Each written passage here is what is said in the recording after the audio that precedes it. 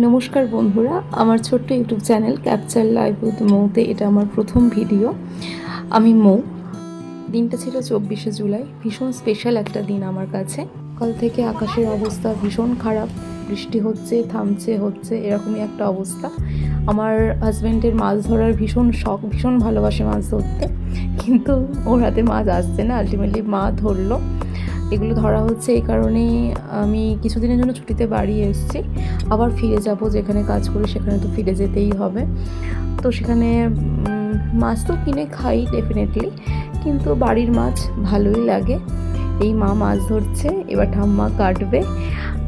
বিকেলে আমি ফিরে যাব। আমি আমার হাজব্যান্ড দুজন ছুটি কাটাতেই এসেছিলাম 2-3 দিনের জন্য। তো এগুলো এখন নিয়ে যাওয়া হবে, তাই পরিষ্কার পরিচ্ছন্ন এইসব হচ্ছে।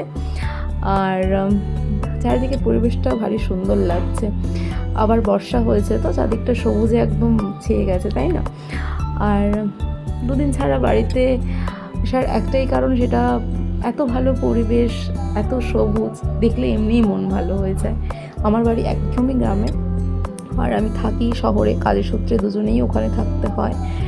তো দুদিন ছাড়া ছাড়া এ কারণেই বাড়ি আসা, যাতে একটু সবুজের মধ্যে থাকা যায়। যাই হোক, টাটা, সবাই ভালো থেকো, আবার কোনো ভিডিওতে দেখা।